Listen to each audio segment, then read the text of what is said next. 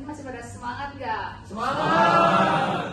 Nah, pertama-tama aku mau berterima kasih dulu sama teman-teman semua karena udah mau meluangkan waktunya untuk hadir di sini. Nah, sebelum itu, aku mau nanya-nanya dulu sama teman-teman semua.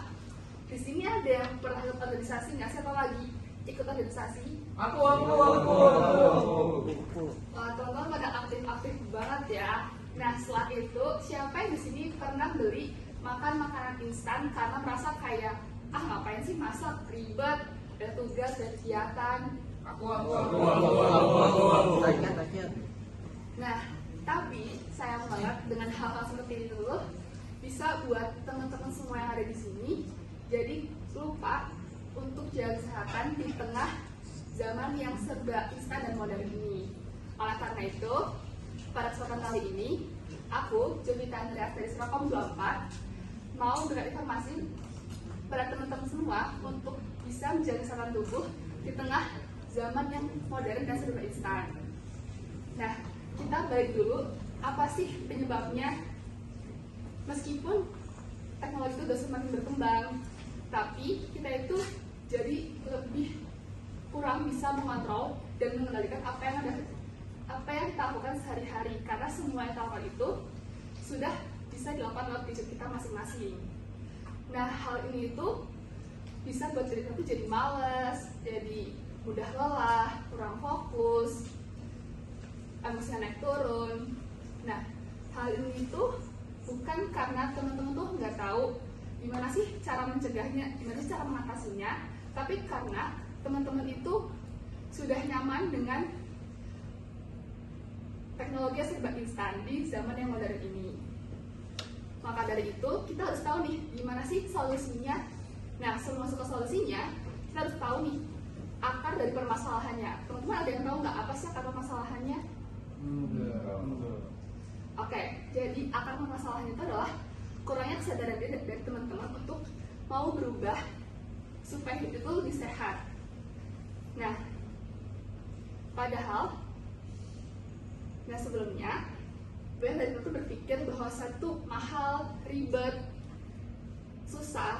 Padahal sebenarnya kita tuh bisa mulai dengan hal-hal yang lebih kecil, yaitu seperti kurangi begadang, makan makanan yang bergizi, kurangi makan makanan cepat saji, kurangi makanan manis, kurangi minuman kopi, dan lain sebagainya.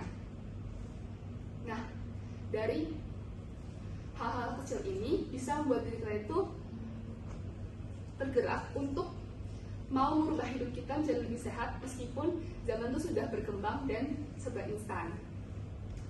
Nah, dari informasi-informasi yang sudah aku sebutkan tadi, ada 3 hal penting utama yang bisa teman-teman lakukan untuk merubah hidup teman-teman bisa jadi lebih sehat.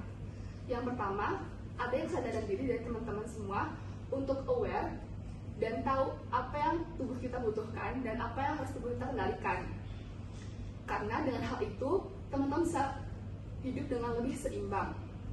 Lalu, setelah itu bisa dilanjutkan dengan mengatur pola makan yang seimbang, makan sayur, buah, minum-minuman vitamin, supaya stamina juga tetap terjaga dan tidak mudah sakit. Lalu, yang ketiga itu bisa dilakukan dengan aktivitas fisik seperti olahraga kayak badminton, sepeda, jogging, atau misalkan teman-teman mau pergi nih ke tempat yang jarak itu dekat. Nah, teman-teman tuh bisa loh pergi itu jalan kaki.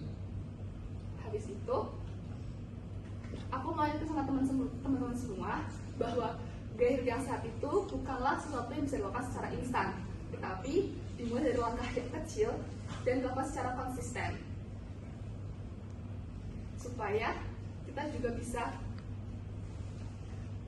lebih sehat dan terhindar dari segala penyakit. Cukup sekian yang bisa saya sampaikan. Mohon maaf jika ada kesalahan yang kurang menyenangkan bagi teman-teman semua. Semoga ilmu yang saya berikan bisa menjadi ilmu juga bagi teman-teman semua yang ada di sini.